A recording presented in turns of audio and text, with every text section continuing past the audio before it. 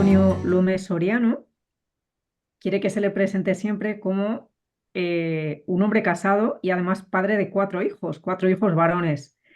Es licenciado en Filosofía en el Ateneo Regina Apostolorum de Roma, licenciado en Administración de Empresas en la Universidad Interamericana para el Desarrollo en Guadalajara, México. Tiene una maestría en Ciencias de la Familia en el Pontificio Instituto Juan Pablo II para la Familia de la Universidad Anáhuac, también en México. Es doctor en Psicología, máster en Humanidades y Letras en Salamanca, máster en Antropología Personalista por la Asociación Española de Personalismo, máster en Acompañamiento Familiar por el Instituto de la Familia en Orense, España, y también máster Carol Wojtyła Juan Pablo II, en el cual es ahora profesor. Está en el proceso de acreditación del máster en Teología del Cuerpo, es director del Pontificio Instituto Teológico Juan Pablo II para estudios sobre el matrimonio y la familia en el plantel Guadalajara y, por último, es secretario general de la Red Universitaria Latinoamericana de Estudios de la Familia. Es decir, que para él el tema de la familia no es solamente un asunto teórico, sino que también es un asunto práctico, ¿verdad? Todo lo que va a contar, diríamos como que él quiere vivirlo en la práctica, en su matrimonio y con su familia, con sus cuatro hijos pequeños.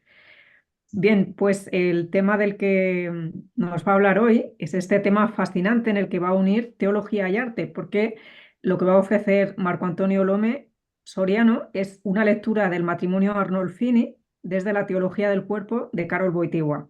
Tiene esa palabra, Marco. Mil gracias, Nieves, y gracias también a los que el día de hoy se atrevieron a escuchar esta ponencia, que me parece muy interesante, la verdad. Como bien decía Nieves, para mí el tema de familia es fundamental y creo que es algo que ha surgido obviamente de mi historia, de origen, mi papá, mi mamá, pero también ha sido fruto de haberme encontrado con la filosofía y dentro de esta filosofía, con el pensamiento de Karol Wojtyła, conocido como San Juan Pablo II.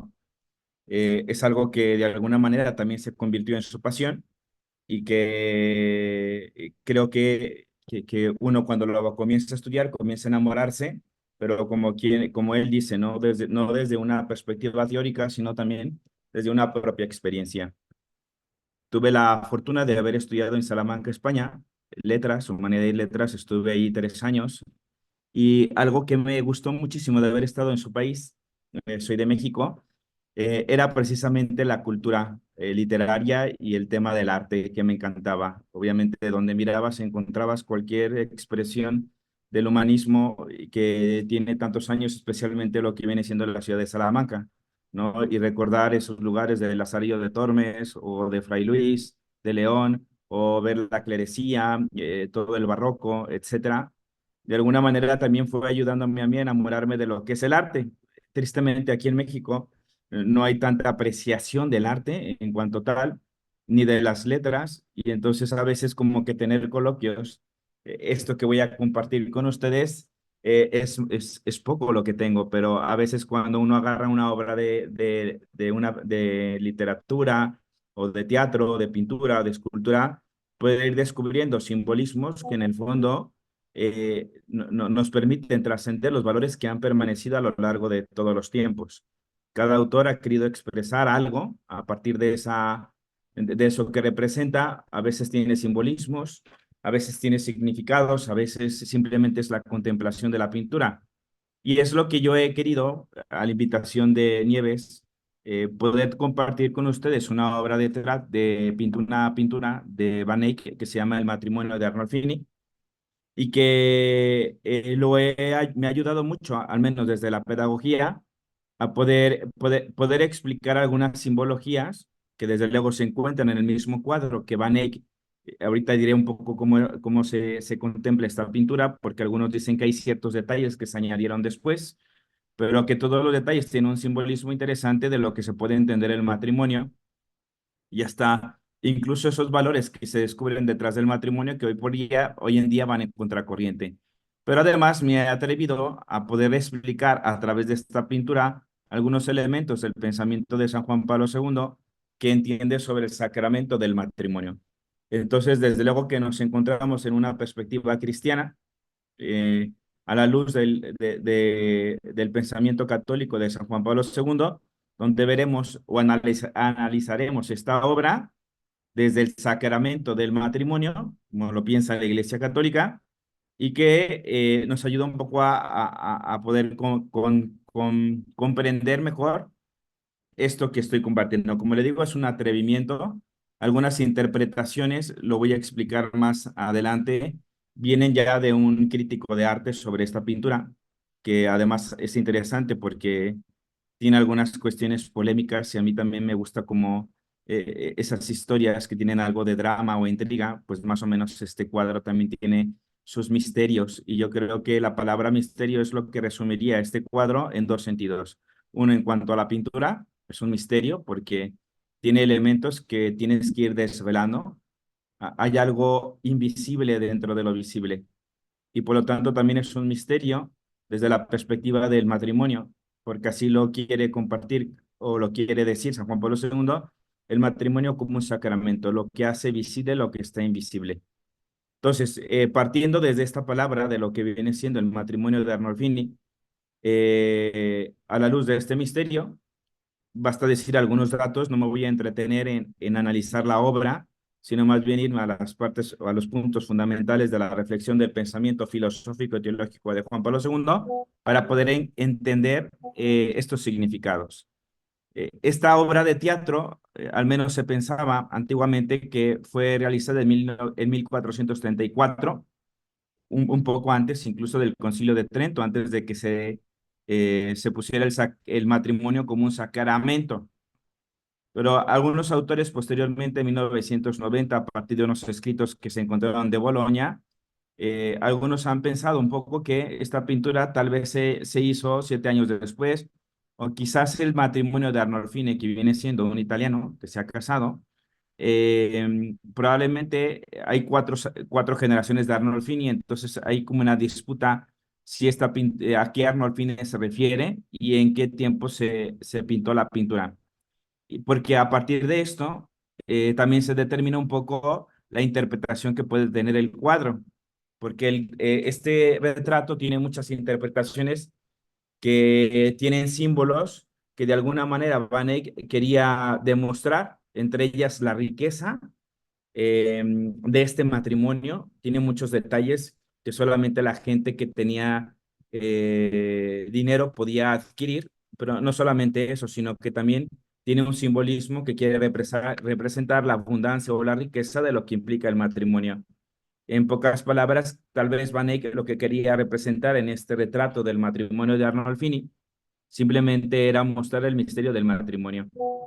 Podría referirse a probablemente una promesa de matrimonio, como estamos viendo aquí, y de la vida que le espera a la esposa, ahorita lo vamos a explicar, o podría reflejar incluso la misma ceremonia del matrimonio, o al mismo tiempo también refleja una nostalgia, como dicen los italianos, una nostalgia, porque al parecer, al menos cuentan algunos historiadores, que Constanza, o la mujer que sale allí, que también tiene otro nombre, probablemente murió dando a luz. Y por eso puede tener significado de que Constanza está tomándose el vientre, ¿no? En realidad no está embarazada, pero como símbolo de la vida y al mismo tiempo Arnolfini está vestido de negro como de luto, aunque también tiene significado de elegancia.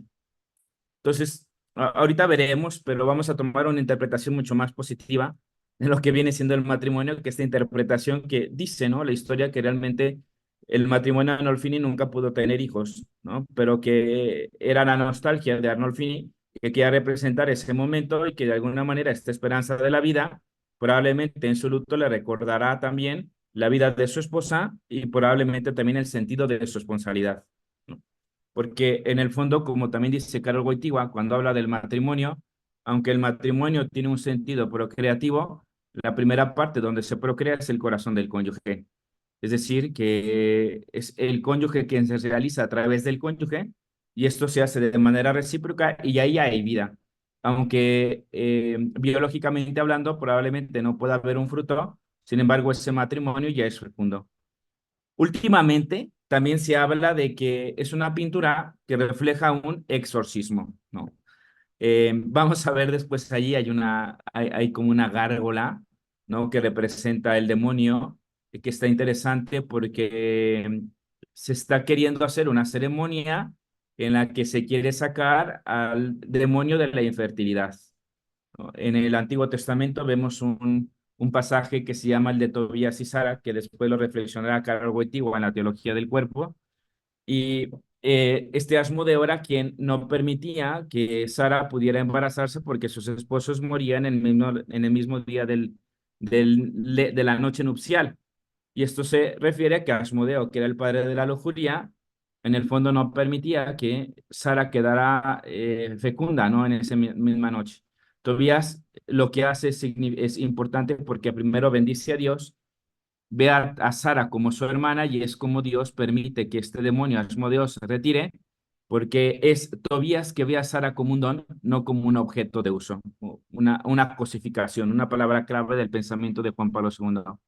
Entonces, probablemente también si lo vemos desde esta ceremonia, que es como un exorcismo, pudiéramos entender muchos significados que en el fondo también nos habla del matrimonio, que en el fondo está centrado en la imagen de Constanza, que está vestida de verde y que simboliza precisamente la fertilidad, lo que de alguna manera se explica los dos sentidos del matrimonio o los dos bienes, como dice San Agustín, o los dos fines que dice Santo Tomás de Aquino, el bien unitivo y el bien procreativo, y por eso el bien procreativo se representa perfectamente no solamente en la fertilidad, que es la mujer en su vientre, sino también en el mismo lecho nupcial, que representa la vida y la muerte a la vez. Eh, la obra pertenece obviamente a estilos primitivos flamenco. La escuela flamenca de pintura será una de las más importantes desde el siglo XV hasta el siglo XVIII. Y esta escuela suele pintar cuadros de temática religiosa, hagiográficos eran. Y esta es la primera pintura no de santos, sino que Van Eyck presenta un matrimonio. Ahora sí que no tiene que ver con una figura de un santo, ángeles, la Virgen, etcétera, sino más bien representando un matrimonio y poco se daban estos, digamos, retratos que de alguna manera Van Eyck trata de plasmar en esta pintura escenas costumbristas, aunque también desarrolla lo que se viene siendo el retrato propio de las pinturas flamencas de esta época y el paisaje. Quizás aquí la foto está un poco recortada porque por el tamaño no se pudiera ver, pero del lado izquierdo todavía en la pintura original puede verse una ventana donde a través de la ventana puede verse la ciudad de Brujas, ¿no? Que precisamente los Arnolfini, que eran italianos, inmigraron. Entonces la pintura o el retrato se centra en la ciudad de Brujas y puede verse este retrato y en el fondo un paisaje que también tiene simbolismos. Normalmente la técnica que usan es el óleo y su estilo se caracteriza por ser muy minucioso y el deleite en la reproducción de objetos, ¿no? Pequeños objetos que tienen significado, el naturalismo y sobre todo el estilo flamenco quiere representar este amor como un amor nostálgico. Entre los autores más importantes de esta escuela está Van Eyck y también alguien muy conocido, probablemente en el mundo del arte, que es el Bosco. En cuanto a la identificación de esta obra, el retrato del matrimonio Arnolfini es sin duda una obra maestra de esta escuela flamenca que fue pintada en 1434, aunque les he comentado que todavía las fechas en 1990 ya se ponen que fue pintada después.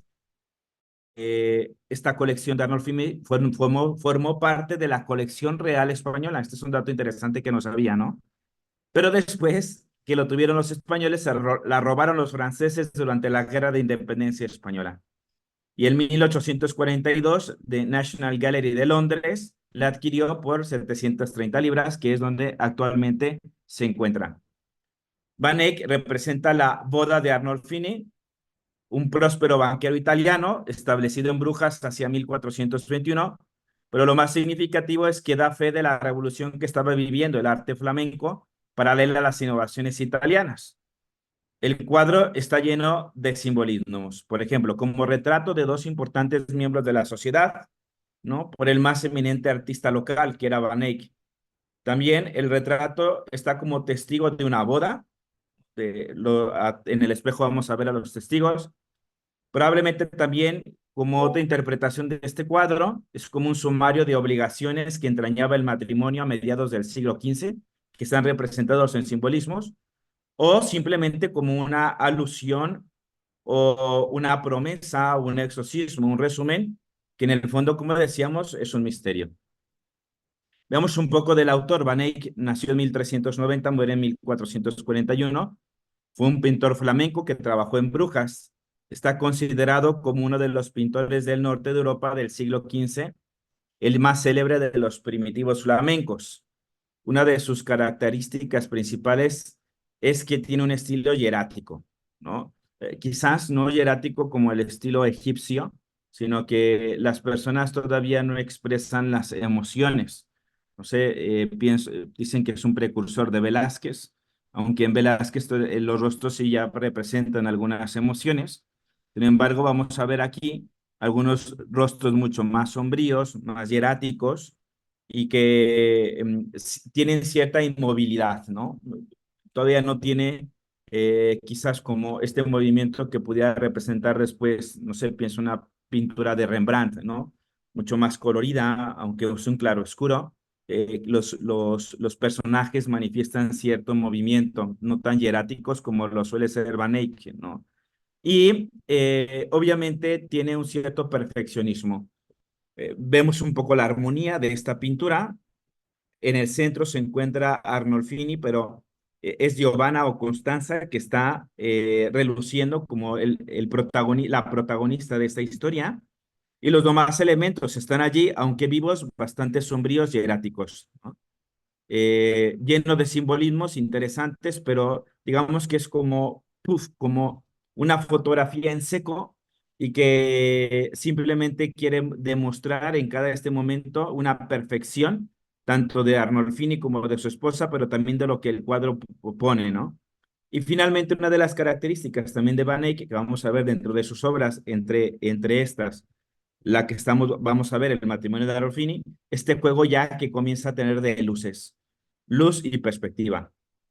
No es solamente un retrato donde se ve a Arnolfini y a Giovanna, sino que también podemos ver en esta pintura el fondo, ¿no? Este juego de dimensiones en el que nos damos cuenta que hay un mundo exterior y hay un mundo interior, y este mundo interior también tiene cierto grado de profundidad.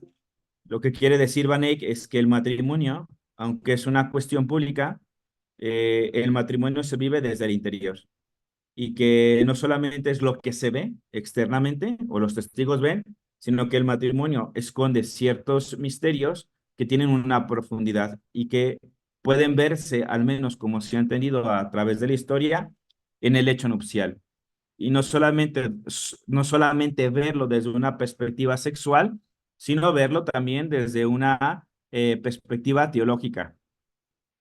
La pintura, ¿no? Es interesante porque está llena de simbolismos, como te decía anteriormente, tiene estas características, ¿no? Hay una cierta minuciosidad propio de Van Eyck, hay un deleite en la pintura, la verdad, si se bajan la pintura de internet, la podrán contemplar, y dice que Van Eyck se tomó como modelo la Anunciación, y en realidad algunos ven este retrato como la Anunciación.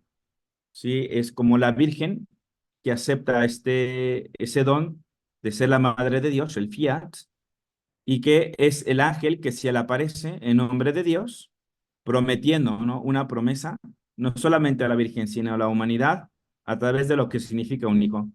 Para Karol Wojtyła, un hijo siempre es la promesa del Padre que hace presente, ¿no? Un amor fecundo. Y entonces algunos dicen que Van Eyck, cuando hizo esta pintura, estaba pensando como modelo, como diríamos, como un princeps analogatum, cómo hubiera sido la anunciación de la Virgen María, y en este sentido es como también refleja lo que es el matrimonio.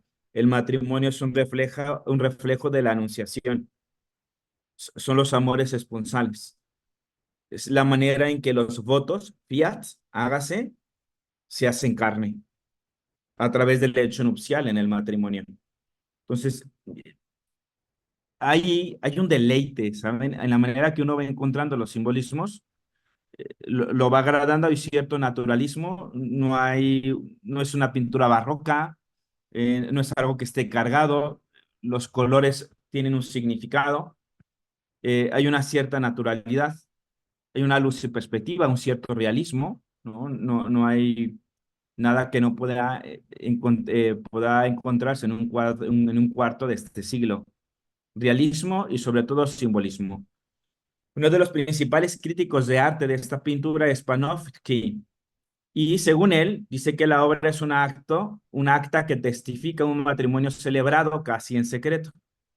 Es curioso porque es en una habitación en vez de una iglesia. Y hay que recordar que todavía, al menos en la Iglesia Católica, el sacramento del matrimonio no era constituido como sacramento. Y por eso mismo en el Concilio de Trento se coloca el matrimonio como un sacramento, uno para darle una mayor institucionalidad y justamente para evitar este poco control que se tenía sobre el matrimonio, porque todo el mundo se casaba, algunos escondidas, y después se daba mucho que había hombres que tenían como 5 mujeres, 5 matrimonios, y entonces se perdía un poco el control. Entonces, no solamente era una cuestión espiritual el sacramento del matrimonio, sino también una manera de regular el matrimonio para tener un control y que no hubiera, pues, matrimonios que fueran inválidos porque ya estaba la otra persona casada. Otros historiadores teorizan sobre todo este tipo de interpretaciones, que en realidad probablemente Giovanna o Constanza, que es la mujer que sale allí, está encinta, pero en realidad otros críticos han dicho que no está encinta, sino simplemente quiere reflejar que el matrimonio, una de sus peculiaridades es la fertilidad como propio de la mujer. Entonces, bueno, esto sería en cuanto a la pintura, y me voy obviamente a Karol Wojtyła. ¿Qué tiene que ver Karol Wojtyła? ¿O cómo podemos interpretar esta pintura a la luz de Karol Wojtyła? Entonces, estos simbolismos que ya ha puesto Van Eyck en esta pintura, ya las interpretaciones acerca del matrimonio se han visto en esta pintura, quizás el pensamiento de Karol Wojtyła le va a dar más profundidad a estos simbolismos que ya estaban allí. ¿Y qué es lo que voy a tratar de decir? Explicar el simbolismo, del simbolismo, que es lo que Karol Wojtyła lo interpreta a través de su, bueno, más bien lo interpreta. ¿Qué es, a la luz de mi interpretación, lo que Karol Wojtyła quiere decir a través de esta pintura? ¿Quién es Karol Wojtyła? Pues primero, Karol Wojtyła es uno de los personajes más importantes o más influyentes del siglo pasado, más conocido por San Juan Pablo II. Y que es interesante a la hora de analizar su historia, cómo se fue formando, ¿no? Desde que quedó huérfano de su mamá, posteriormente de su papá, cuando muere su hermana, su hermano, prácticamente a los 21 años estaba huérfano, pero antes él tenía una pasión, era un artista.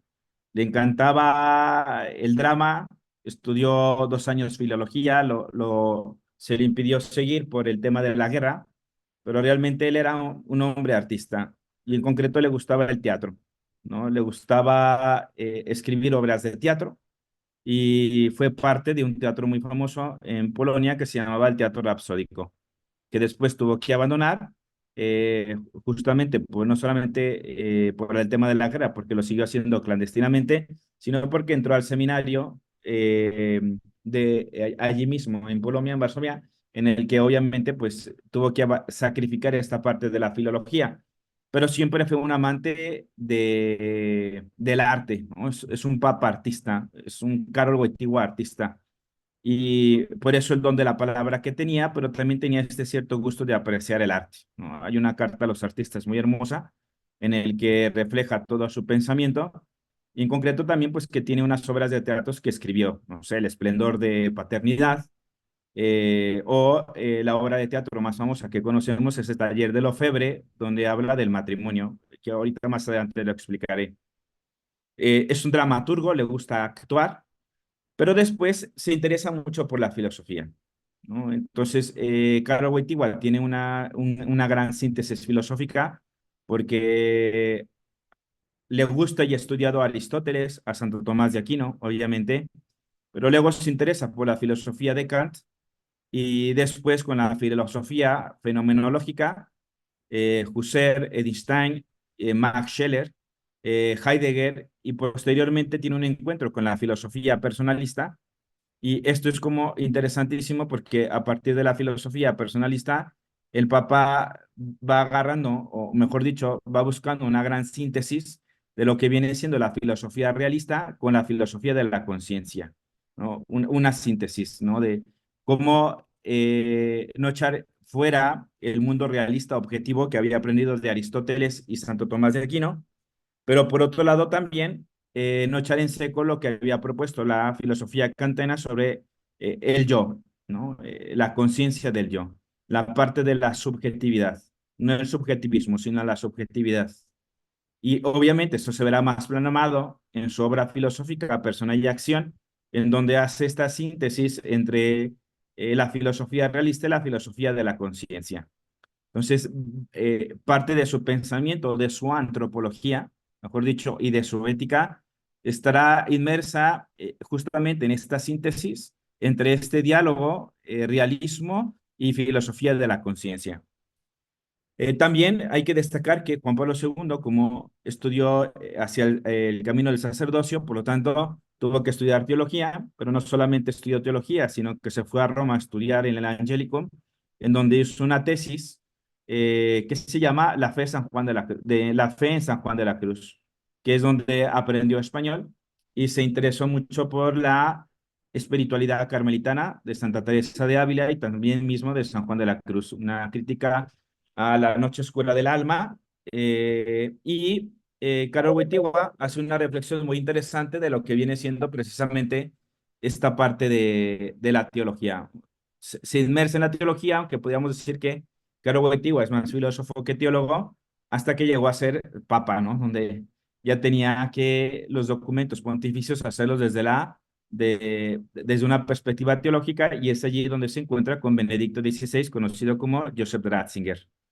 Finalmente, también, aparte de entender a Karol Wojtyła, es su vocación al sacerdocio, ¿no? Y no me refiero solamente a la misma vocación, sino a lo que hizo como pastor. Primero, como párroco, fue un gran pastor que promovió la vida familiar y que instituyó una iglesia en salida. No esperaba a los jóvenes ni a los matrimonios, sino que él salía y tenía una acción peculiar que hoy todavía en España se sigue reproduciendo, eh, con un máster de pastoral familiar que lleva Veritas Project, ¿no? Pero que en Polonia Karol Wojtyła se juntaba con jóvenes y matrimonios y se iba a acampar, y después de acampar reflexionaban sobre ciertos puntos que Juan Pablo II o que ellos mismos le proponían acerca del matrimonio y la familia. Y fue una manera de interesarse genuinamente por lo que los jóvenes o los matrimonios tienen en su corazón, y no lo que solamente a veces pudiera pasar, que la iglesia tiene sus temas, pero no baja este contenido. Pues, quería ser parte de esta experiencia. Y al mismo tiempo, no solamente como párroco, sino también como profesor, ¿no? A que le dedicó grandes años, donde el Papa también no solamente se dedicaba a enseñar, sino a hacer una experiencia de lo que viene siendo el aula, ¿no? Cómo dialogar con los jóvenes o con los estudiantes a través de sus propuestas, y que de alguna manera le fueron retroalimentando y haciendo más real su pensamiento. Pues tiene digamos que algo que puede resumir su sacerdocio es precisamente esa, la experiencia que tiene. Y finalmente, vale la pena mencionarlo, que Karol Wojtyła como San Juan Pablo II, elegido en 1978, uno de los pontificados más grandes de la Iglesia, más de 25, y que está lleno de su pensamiento. Entre ellos, entre antes de ser sacerdote y ser papa, el papa escribe 3 libros muy importantes. El primero es Amor y Responsabilidad, ¿no? Que escribe en 1960. Luego escribe otro que es de ética sexual. Luego escribe un segundo libro que es Persona y Acción, que lo escribe en 1968, que es antropología, aunque luego termina siendo algo de ética, ¿no? La autodeterminación, pero bueno, lo escribe posterior a la encíclica contestada de Pablo VI de la Humanae Vitae. Y posteriormente, de Persona y Acción, estaba escribiendo un libro que se llamaba Varón y Mujer los creó, en donde el Papa hablaba sobre la relacionalidad que debe tener el varón con la mujer y cómo mutuamente pueden realizar lo que probablemente podía entenderse mejor, lo que el concepto que él llamaba la comunio personarum. Pero fue electo papa, y como quería tenía que dar estas catequesis que eran todos los miércoles, el Papa pensando un poco qué podía dar, qué podía dar. Entonces dijo, yo ya tengo un libro y voy a comenzar a dar este libro en mis catequesis. A lo que comenzó a darlas los miércoles de manera dosificada, que fue lo que se conoce hoy por hoy las catequesis del amor humano en el plan divino, más conocidos como catequesis de la teología del cuerpo, que es, en pocas palabras, una perspectiva de una propuesta de antropología teológica, ¿no? Donde puede entenderse a la persona desde el cuerpo, ¿no? El cuerpo revela a la persona. Quizás no tanto dualismo de separar, sino el cuerpo es la persona. Quizás una reflexión que valdría la pena hoy en día que tanto se hace este dualismo o separación del cuerpo como algo no esencial de la persona o accidental. Este es Juan Pablo II. Y entonces decíamos que escribe la teología del cuerpo. El libro ya estaba escrito, pero no lo había publicado. Se llamaba Varón y Mujer los creo, pero es conocido hoy por hoy como la teología del cuerpo. Es una reflexión sobre una antropología. En realidad, si yo pudiera resumirlo, lo que quiere decir Juan Pablo II es que toda persona tiene una dignidad dada por Dios, porque ha sido imagen y semejanza por Dios, en un cuerpo sexuado, varón y mujer, que está en búsqueda de una realización del amor. Y que esta búsqueda de la realización del amor solo puede darse en la medida en que la persona se entrega a sí mismo a los demás. Lo que se conoce como el don de sí, el don desinteresado. O sea, decía Juan Pablo II, la peor prisión que existe es un corazón cerrado. Y un corazón que vive la plenitud, precisamente es aquel que se entrega a los demás. Es decir, yo me realizo como persona en la medida que me entrego a los demás. Pues la vocación de toda persona es donarse. Y donarse, dirá Juan Pablo II, en la teología del cuerpo, tiene dos caminos. La virginidad cristiana, que es dar la vida por el reino de los cielos, ¿no? Lo religioso, los sacerdotes. Y el otro es el matrimonio, como este sacramento de la creación y de la redención. Alguno me ha preguntado, oye, ¿qué piensa Juan Pablo II de los solteros?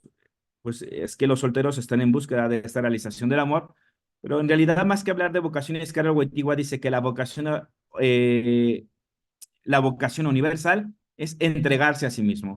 Todo aquel que se entrega a sí mismo realiza su vocación. Y wow, está interesantísimo. Solo quisiera dar 4 líneas sobre este pensamiento, sería muy extenso hablar de esto, pero ¿qué es lo que nos propone la teología del cuerpo? Estas catequesis de San Juan Pablo II. Uno, propone una antropología adecuada. ¿Basada dónde? En la dignidad de la persona. ¿Cuál es la dignidad de la persona? Que el hombre ha sido creado a imagen y semejanza de Dios. Y esto le lleva a Carlo Wojtyła a recordar al Concilio Vaticano II, principalmente un libro en el que él participó, un documento en el que él participó, que es Gaudium et Spes. El hombre que se abre al absoluto, pero que también se abre al otro. Y que toda su estructura está abierta justamente porque está llamado a la comunión. Y es una estructura que es física, psíquica, espiritual, intelectual, volitiva y afectiva. Hay un tema aquí propio del pensamiento personalista o de la filosofía personalista, que es la afectividad, la corporalidad, la sexualidad, la interpersonalidad, que están metidos en este pensamiento de Carlo Wojtyła y que se reflejarán justamente en la propuesta que él habla de la antropología adecuada, principalmente en los 3 primeros ciclos de la teología del cuerpo, que se le conoce como el tríptico antropológico.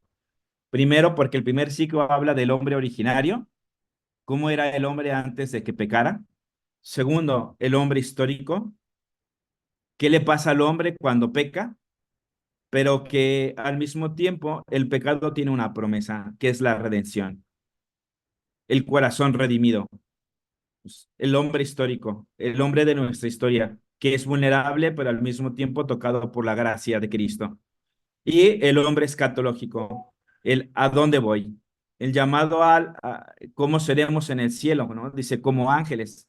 ¿Qué significará eso? ¿Cómo será nuestro cuerpo? ¿Un cuerpo glorioso como el de Cristo? Y que de alguna manera en esta antropología revela todo lo que en cierto sentido la misma filosofía siempre se ha preguntado: ¿quién soy? de dónde vengo a dónde voy.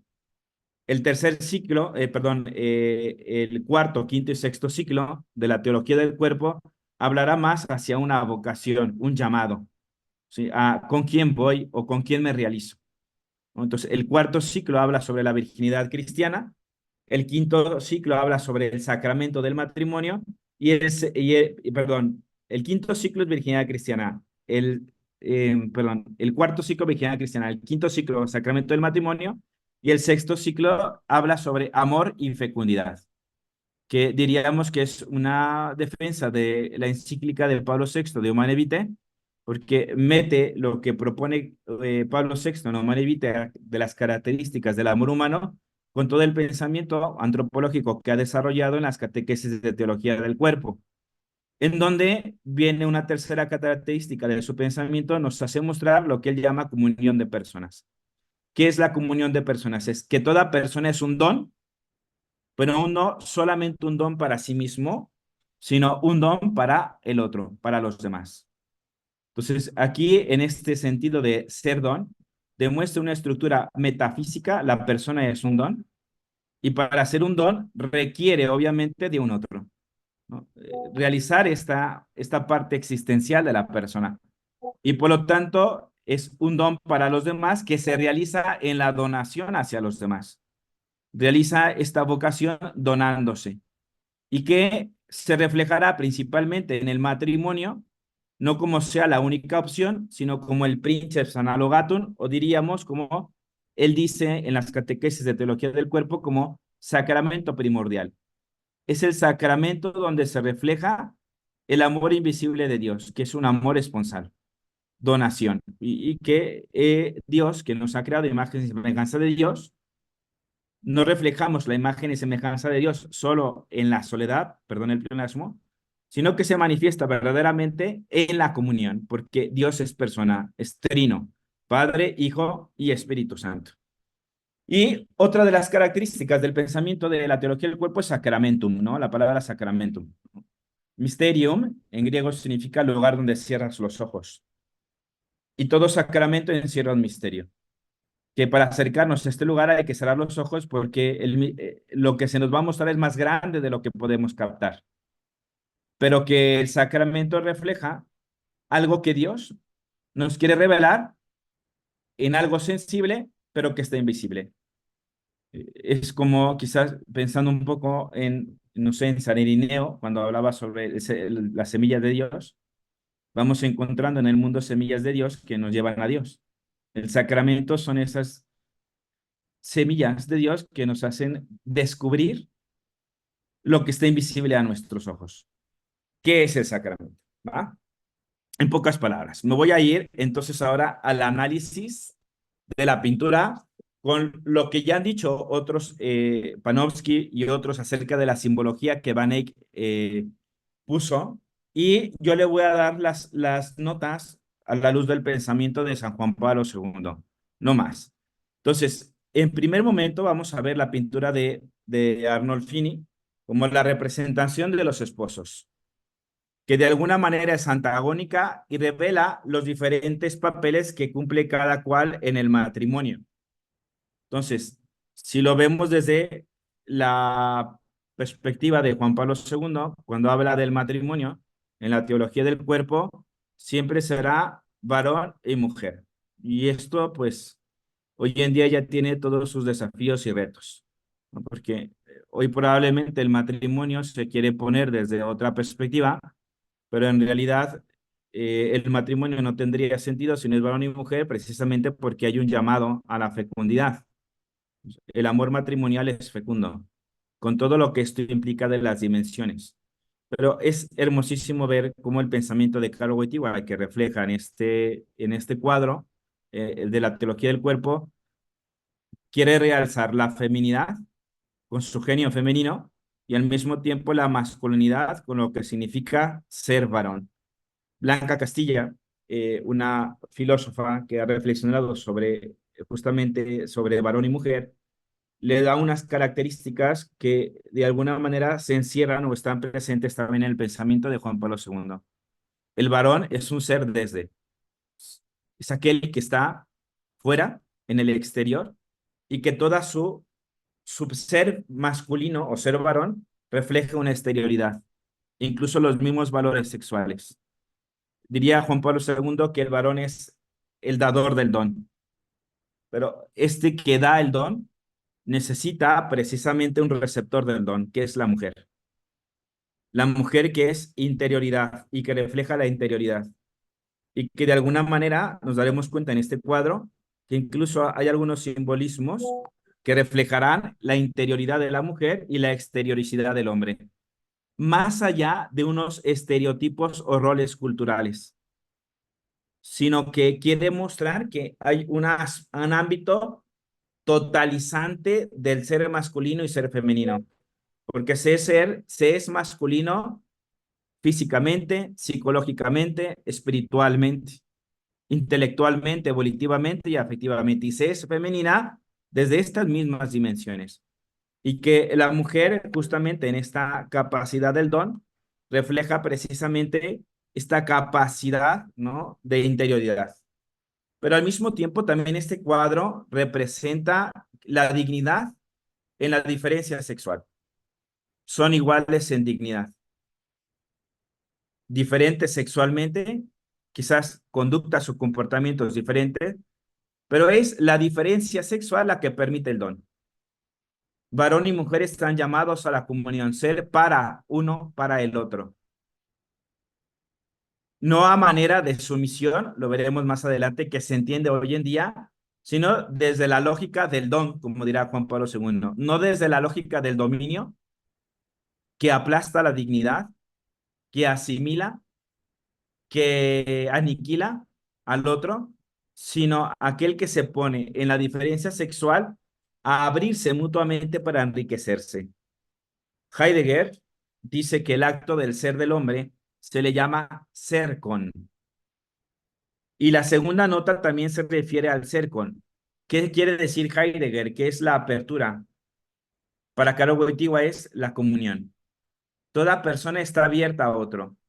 Una persona solo sería una desgracia porque no tendría con quién comunicarse, a quién darse. O como diría Martin Buber, todo yo requiere al menos un tú. El ser humano, dirá Caro Wojtyła, está llamado al amor en su totalidad unificada, es decir, el amor abarca también el cuerpo humano y el cuerpo se hace partícipe del amor espiritual. En ese sentido, el varón es un don y la mujer es una imagen de cómo hay que recibir este don y de cómo hay que serlo para los demás.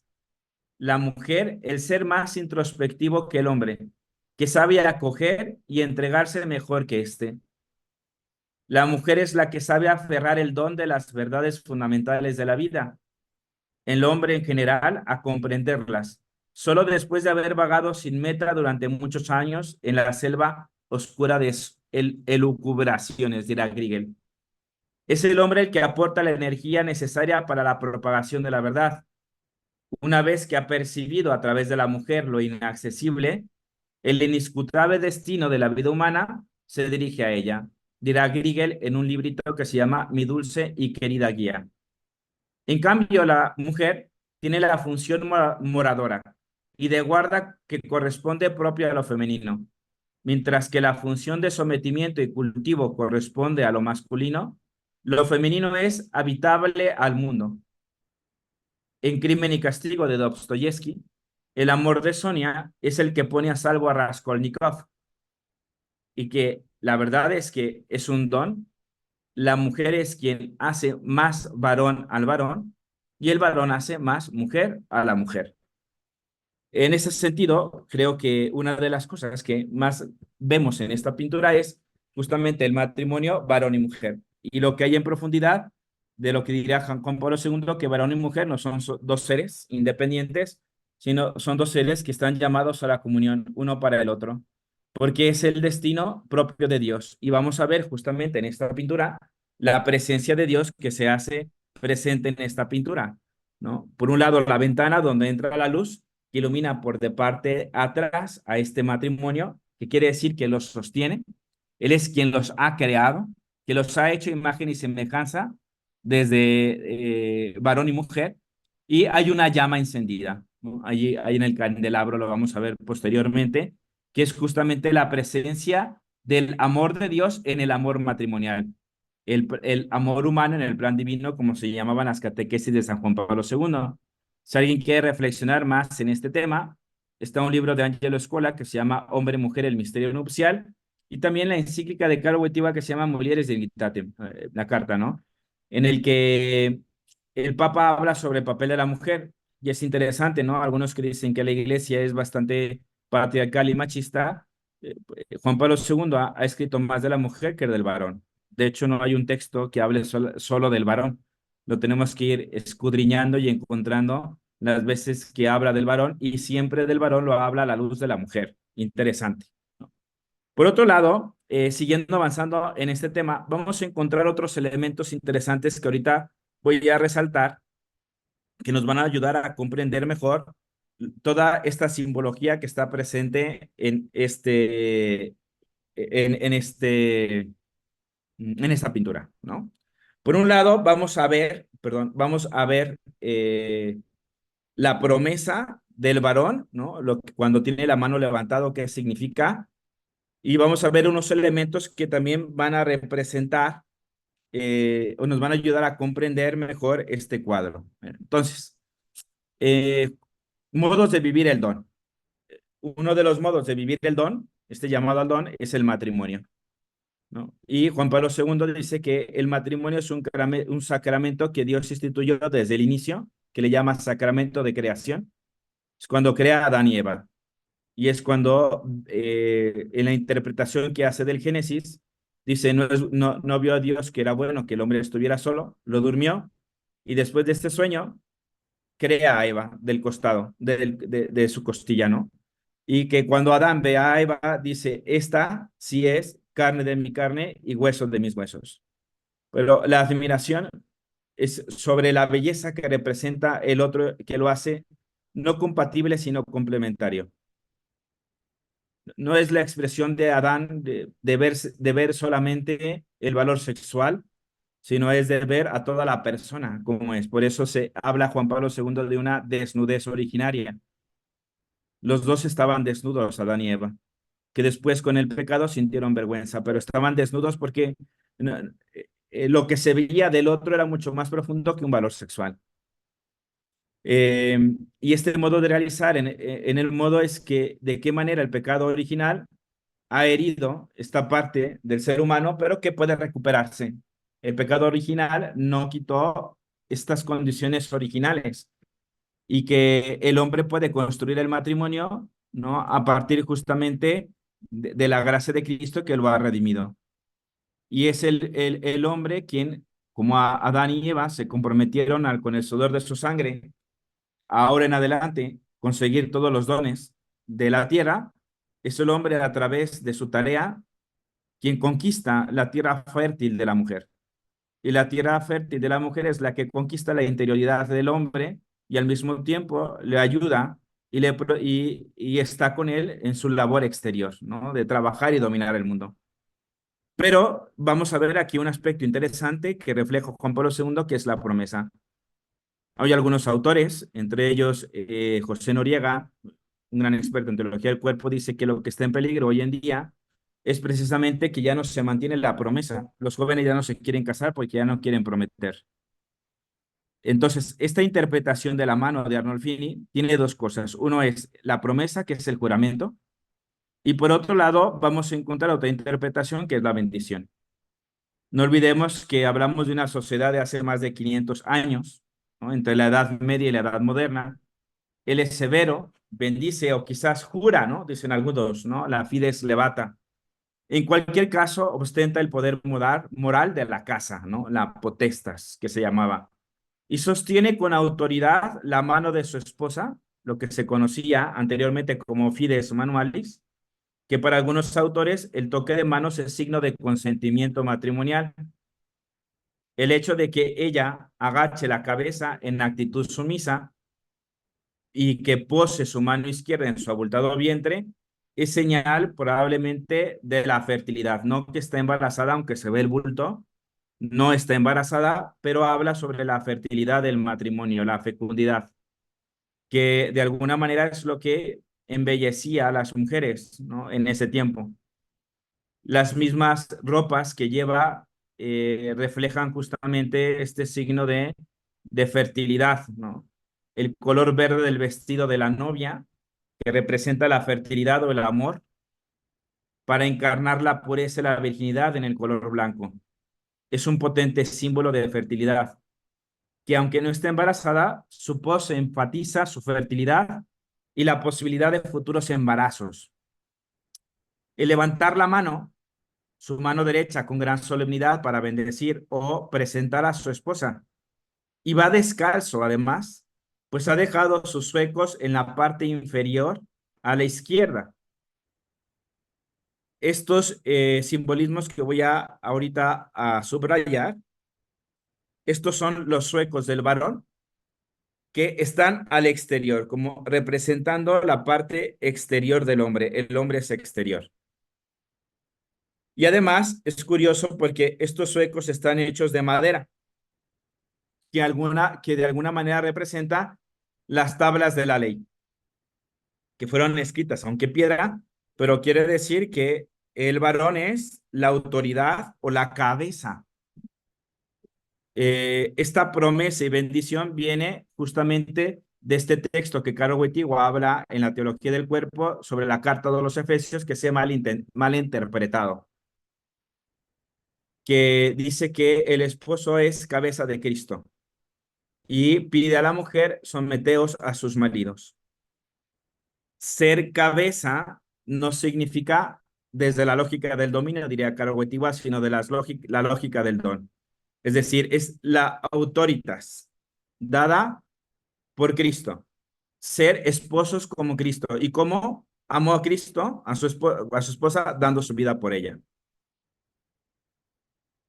Ser cabeza significa dar la vida por ella, entregarse, no desde el dominio, no desde la autoridad que aplasta, porque eso sería poder, sino de la autoridad que hace crecer, auyere. Hay dos autores que hablan sobre la promesa. Aquí les pongo dos libros que pueden ayudarles a profundizar en el tema matrimonial. Y luego la sumisión paulina. Juan Pablo II, cuando habla de la sumisión, primero hace un análisis de submisio. ¿Qué significa submisio? Ponerse debajo de. La misión de la mujer es ponerse debajo de la misión del hombre, y la misión del hombre es amar a su esposa como Cristo amó a la iglesia hasta la muerte de cruz, hasta dar la vida por ella. Yo diría, ¿qué mujer no se dejaría poner en las manos de su cónyuge que la ama, que busca su bien? Es la sumisión en el amor de Cristo, no en la sumisión de una persona, sino en la sumisión de Cristo, que justamente está presente aquí en la vela, como diciendo, es la llama de amor que nunca se acaba. Es una vela que no se consume. De manera que el amor no se consume como consumir en el tema sexual, sino que la promesa y los votos se consuman en el hecho nupcial. Ahorita lo veremos. Y justamente el tema de las manos como promesa refleja esto, ¿no? El varón sostiene, se da, pero la mujer recibe. Si se dan cuenta, la mano de la mujer está abierta como para recibir el don. La mujer es receptora del don y que hace posible un amor fecundo, porque es fértil, ¿no? Representada en el color. Y vamos a ver aquí los zuecos de la mujer inmersas en el interior como representando el cuidado del hogar. La mujer, su genio femenino, es un genio que está presente en la interioridad, con toda la belleza que esto significa. Posteriormente tenemos estos simbolismos a lo que yo llamo la realización del don. ¿Qué quiere decir esta realización del don? Es de alguna manera lo que ya viene siendo el matrimonio, en pocas palabras, ¿no? La realización del matrimonio que se realizará en el hecho nupcial. Varón y mujer que han entendido cada uno su papel, encontramos una figura significativa que reflejará la realización del don. Y hay un perro aquí. Este perro simboliza precisamente la lealtad y fidelidad. El perro es símbolo tradicional de lealtad y fidelidad. que el perro a los pies de la pareja puede representar también el amor terrenal en este mundo. Entonces, el amor tiene una característica que para realizarse tiene que ser leal y fiel, exclusivo, que cuida la intimidad, que protege la intimidad y que en alguna manera nos damos cuenta que es un amor terreno hasta que la muerte los separe. No es un amor que lleva un amor absolutamente pleno, pero que va planificando en busca de ese amor que decía San Agustín.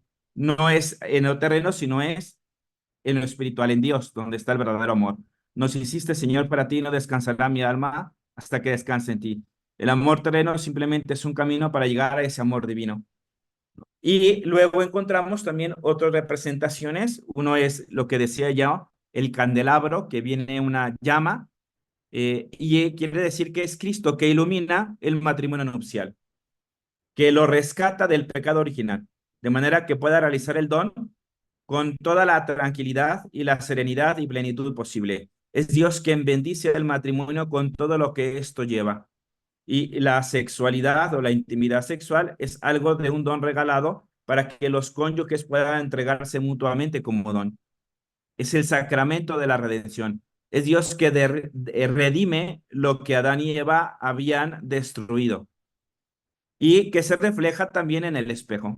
El espejo significa el proyecto de Dios, que es mucho más profundo que el amor terreno pueda tener y que es donde el hombre se ve a imagen y semejanza. El matrimonio debe ser imagen y semejanza de Dios, porque el amor de Dios también es comunidad, es comunitario, trinitario, y que el amor debe reflejar esta imagen y semejanza de Dios en la donación. Algunos también hablan sobre el espejo como que representa la virginidad como lo inmácula, sin mancha. Es decir, que los mismos esposos pueden entrar al matrimonio amándose mutuamente, siendo del matrimonio algo puro, no algo impuro. La vela es la única vela del candelabro que simboliza la presencia de Dios que ilumina el matrimonio y al mismo tiempo representa la llama del amor que puede consumirse hasta consumarse en el amor. Su posición junto al lecho subraya también la deseada fertilidad de la esposa. Era costumbre flamenca encender una vela el primer día de la boda, pero también recuerda la candela que luce siempre en el sagrario de la iglesia, la permanente presencia de Cristo. El hecho nupcial, la pareja está acogida de la mano y sugiere la consumación marital. Al posar ante una lujosa y receptiva cama vestida de rojo que representa la pasión, bajo el íntimo dosel que los aislará en su lecho no carnal, ocultándolos en la alcoba, la intimidad. Juan Pablo II, en las catequesis de teología del cuerpo, habla haciendo una reflexión del Cantar de los Cantares sobre el huerto. Y dice que el huerto es el hecho de la unión carnal y del consumatum de los votos, y que las llaves del huerto la tiene la mujer, en el don libre de sí. Es ella que abre esta llave al árbol de la vida, no para que el hombre entre a trompicones o a hacer lo que quiera, sino a que respete y que se quite los zapatos, las sandalias, los suecos, porque la tierra que pisa es sagrada, es para dar vida, no es para no destruir. Por eso es el no a la anticoncepción. El hecho nupcial es donde se bendice la unión, se perpetúa el don que se hace vida y que al mismo tiempo también representa la muerte, ¿no? Donde vamos a nacer y a morir. Y el amor precisamente demuestra esta bondad de la pasión porque es lo que hace posible los votos, los hace carne.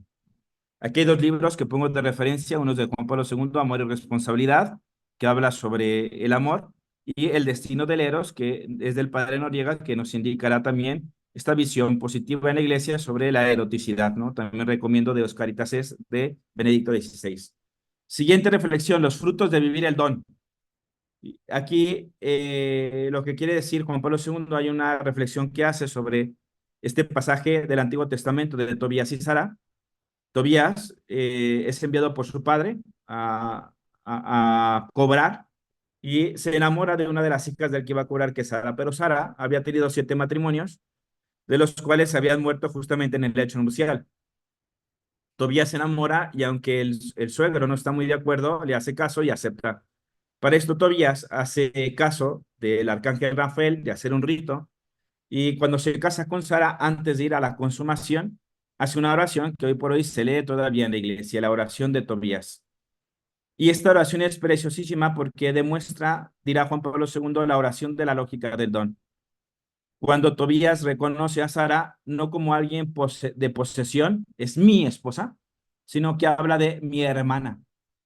Y mi hermana quiere decir es que Tobías, antes de verla como esposa, la ve como un don de Dios, como una hermana, como una hija que tiene toda la dignidad que él tiene y que va más allá de un tema sexual carnal, de la lujuria, de satisfacer como un remedio de la concupiscencia. Y es esto lo que salva a Tobías de la muerte. ¿Por qué? Porque sabe reconocer que el hecho nupcial o la cama no es para consumir el amor, sino para consumar el amor. Es el don de las personas que nunca pierde de vista lo que la otra persona es.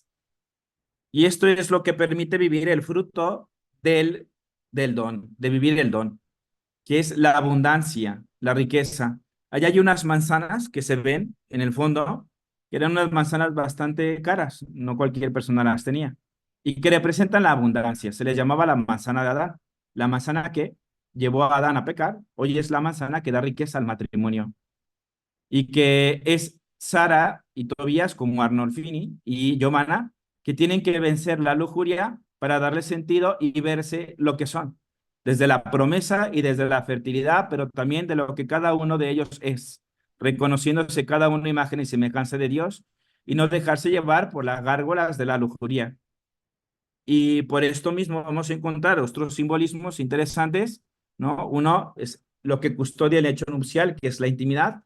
El sexo es algo íntimo, hoy se ha hecho tan público como la pornografía, pero la intimidad sexual es algo íntimo de las personas, algo que debe custodiarse y protegerse. Y encontramos aquí un rosario colgante, que es símbolo de pureza y devoción de la novia que reza por su matrimonio, que reza por su cónyuge y que también reza para que las tentaciones precisamente de la lujuria se vayan de la alcoba, ¿no? Y vamos a encontrar ahí a Santa Marta, que está simbolizada en esta escobilla, que es la patrona del hogar, que significa barrer los demonios, ¿no? Barrer el asmodeo, que es el demonio de la lujuria, que la vamos a encontrar justamente de este lado. Aquí hay una escobita que protege el hogar y aquí mismo también hay un dragoncito que algunos decían que es un exorcismo, ¿no? Y de alguna manera el exorcismo significa es para alejar el mal de la fertilidad o de la lujuria, ¿no? Como esto que no permite el encuentro o la abundancia que requiere cada uno. Y vamos a encontrar arriba una estatuilla que algunos críticos dicen que es Santa Margarita, que es justamente la santa que bendice con la fertilidad, ¿no? Hablando de que la cama, ¿sí? No es para jugar con el árbol de la vida, sino para sembrar la semilla junto al árbol de la vida, ¿no? Es algo íntimo donde dos personas se encuentran a sí mismos y se dan vida, ¿no? No para, como decía anteriormente, entrar a trompicones y que se desvirtúe un amor esponsal. Y finalmente viene la santificación del don. Quizás Juan Pablo II, en el último ciclo de las catequesis de teología del cuerpo, nos va a hablar justamente de amor y fecundidad. El amor es fecundo, no solamente manifiesto a través de la fertilidad de la mujer, sino en lo que siembra en el corazón del cónyuge, que se sienta amado y que de alguna manera invita justamente a esta espiritualidad conyugal, lo que llamaríamos don y tarea. Quizás hoy algo olvidado, pero vamos a decir que el matrimonio para Juan Pablo II es algo dado por Dios, pero que también implica una conquista, una lucha, una tarea, a realizar los dones que nos ha dado Dios a través del matrimonio, a luchar contra los demonios de la lujuria o de no ver al otro como don, ¿no? Barrer todo eso, luchar contra ello y luchar al mismo tiempo para que este matrimonio prospere a lo largo del tiempo. El para siempre es algo que se conquista a lo largo de todos los días, la fidelidad, la lealtad, respetando cada uno su individualidad y respetando también lo que cada uno ofrece como masculino y femenino. Justamente encontramos en el espejo unas escenas de la pasión. Uno que representa la promesa de Dios que salva el matrimonio, pero que Dios hace o fortalece el matrimonio a través de la gracia. En este caso, es la gracia de Dios que entra a través de la ventana, que santifica el matrimonio, pero que hace posible el matrimonio a través de la gracia, pero también a través del esfuerzo humano. Eh, es la gracia que permite la consumación del matrimonio, no solamente en el hecho nupcial, sino todos los días de la vida, en el que cada uno de los cónyuges tiene que hacer presente este misterio para que pueda entregarse cada vez de manera más auténtica, más genuina, más verdadera el don de sí, ¿no? Para eso Juan Pablo II habla que nadie puede entregarse a sí mismo si no se autoposee, si no se autodomina. Entonces implica una autoposesión y un autodominio de cada uno de todos los días que permite realizar el matrimonio o el sacramento del matrimonio a la luz de la gracia de Cristo y haciendo posible este matrimonio porque Cristo ha vencido al pecado. Se puede vencer el para siempre. Bien, con esto digo, son algunas reflexiones, habría cosas que matizar. Lo único que quiero ver es cómo quedaría al final con algunas bibliografías que he estado poniendo, que nos ayudan a interpretar y a conocer mejor lo que viene siendo este cuadro hermosísimo de Arnolfini, que tiene algunas enseñanzas, simbologías que están presentes ya en su cuadro, pero que a la luz de la teología del cuerpo nos ayudan a comprender mejor lo que Juan Pablo II quería decir a la luz de este sacramento. Entonces, ahí dejo, de todos modos, con mucho gusto también. Bueno, la más interesante, ¿no? En el espejo se ven los testigos, no había dicho. Eh, Sabemos en el sacramento del matrimonio que es el único sacramento que los ministros son los propios esposos. Quizás Dios que ilumina el matrimonio, pero son los propios esposos. Sin embargo, se pide siempre unos testigos. Van Eyck, aquí arriba del espejo está su firma, ¿no? Pero Van Eyck se retrata allí mismo como parte del testigo de este matrimonio y lo que de alguna manera haría válido ese matrimonio como confirmando el sí que cada uno se da para realizar esta vocación al amor. No sé si hay alguna pregunta, duda o lo que sea. Muchas gracias, Marco. Vaya recorrido más fascinante que has podido hacer por este cuadro. Lo cierto es que es un cuadro lleno de detalles que es preciso ampliar casi con el zoom que manejamos ahora como para poder verlo todo, ¿no? Porque si no, uno mira el cuadro, reconoce que es precioso, pero no se da cuenta de muchísimas cosas que tiene.